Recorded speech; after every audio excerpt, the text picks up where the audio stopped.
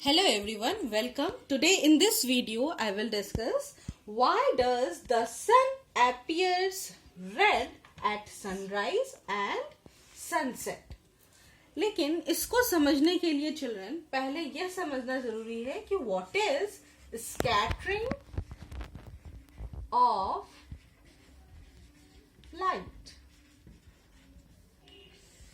Sunset और sunrise के समय सन हम लोग को रेड कलर का दिखता है. ऐसा क्यों होता है?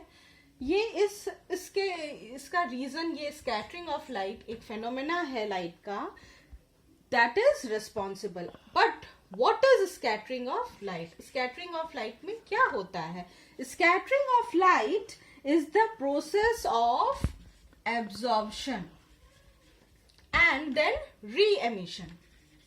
क्या होता है कि एटमॉस्फेयर में जो एयर मॉलिक्यूल्स हैं वो एब्जॉर्ब कर लेते हैं लाइट को और फिर री एमिट होता है, and that absorption process of absorption of light is known as scattering of light.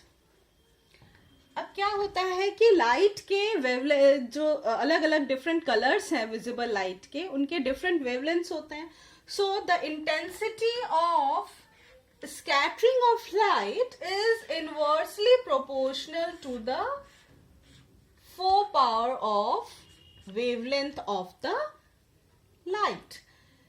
तो क्योंकि इंटेंसिटी जो है वो वेवलेंथ के 4th पावर से इनवर्सली प्रोपोर्शनल है, इसका क्या मतलब है? What does it mean? It means that अगर किसी लाइट का वेवलेंथ कम है तो उसका इंटेंसिटी ऑफ स्कैटरिंग जो होगा वो ज्यादा होगा. अब जैसे ब्लू लाइट या फिर वॉयलेट लाइट, इन सब का वेवलेंथ कम होता है. विजिबल लाइट में इन सब कलर्स का वेवलेंथ कम होता है, और क्योंकि वेवलेंथ कम होता है तो इंटेंसिटी ऑफ स्कैटरिंग क्या होगा? वो मोस्ट होगा. इनका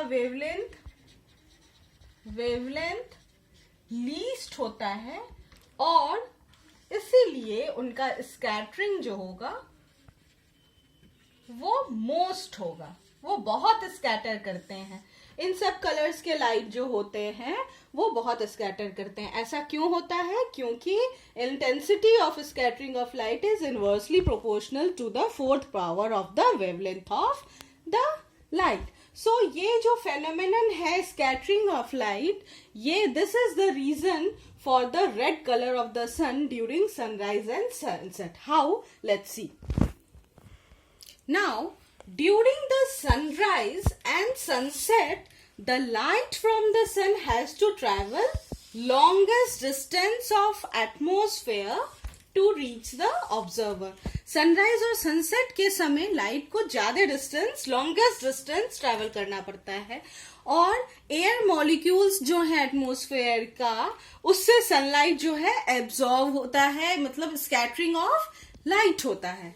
the light travelling from sun loses blue light of short wavelength due to scattering.